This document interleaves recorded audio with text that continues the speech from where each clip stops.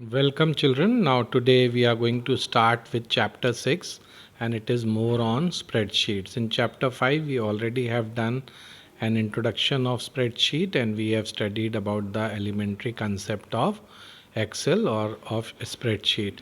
Now, children, in the previous chapter, you were introduced to another important and useful application of Microsoft Office suite, that is Microsoft Excel. You learned its basic feature like entering data, performing calculations, saving the workbook. And in this chapter, you will learn about the various ways to select and enter data, modify the cell contents, insert and delete the columns or rows, etc. So, some more advanced features, children, we are going to learn in this particular session of this chapter. So children, first is selecting cells. As you all know that we have to select a cell before we can perform any action on that cell. So we often have to select a group of cells to perform various operations such as copying, moving, inserting or deleting.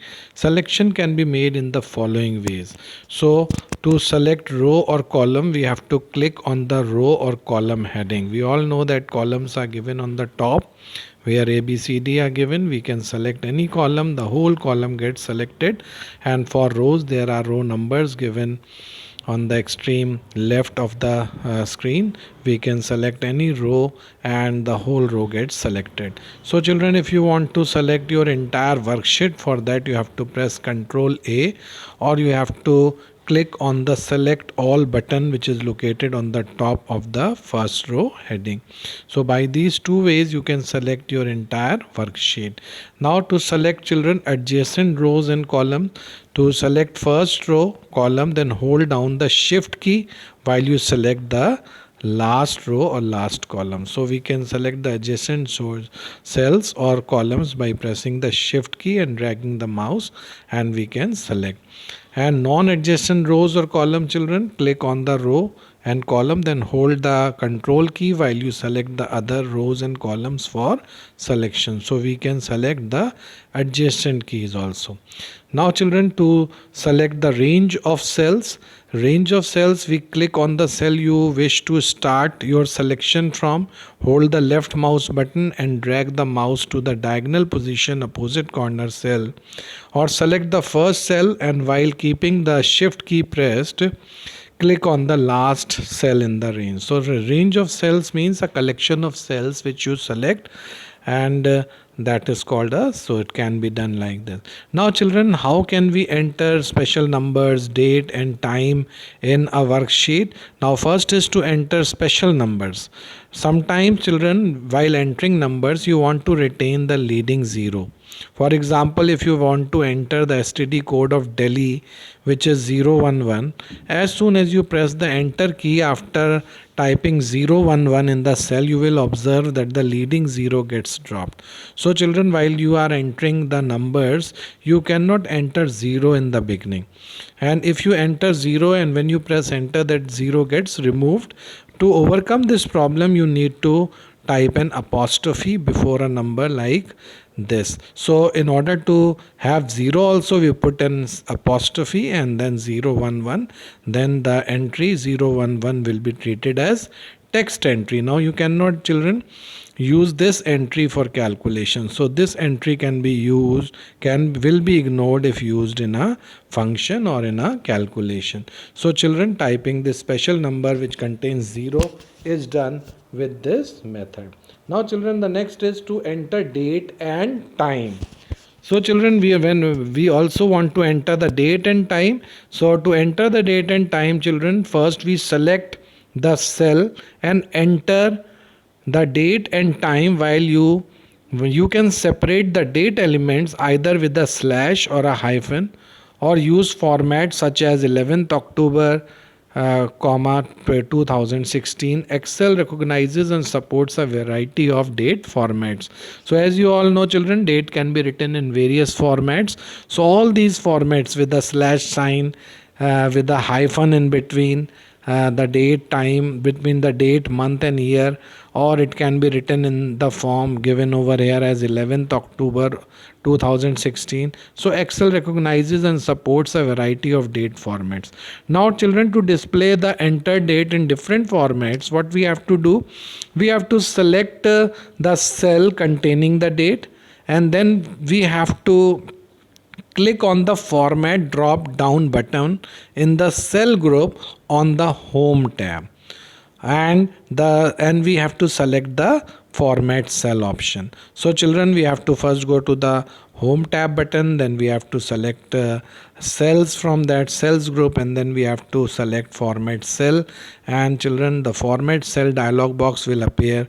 Choose any desired format of date and time by clicking on the date and time option respectively in the category list on the number tab. So children, we can do it by this method also. Now children, let us recall. Now a range is a group of contiguous cells which forms a shape of a rectangle. When you select a range of the selection becomes dark and with a border around it. So children, this is how we can select a range of cell. Now children, we come to one more know your fact is that to select multiple ranges, select the first range of cell, hold down the control key and select the another range of cell. So we can select a range of cell by these two methods which we already have discussed. Now children, changing cell contents. We have entered some value. Now we want to replace it with some other value, that is we want to edit some values in the cell. The characters and numbers typed in a worksheet can be seen both in a cell as well as on the formula bar. Now after entering the contents in a cell, you can press either the enter key or the enter button on the formula bar to accept the entry. When you type in the new data in the cell, the two buttons cancel and enter will appear on the left of the formula bar. Cell contents can be modified in two ways: replacing cell contents and using edit mode.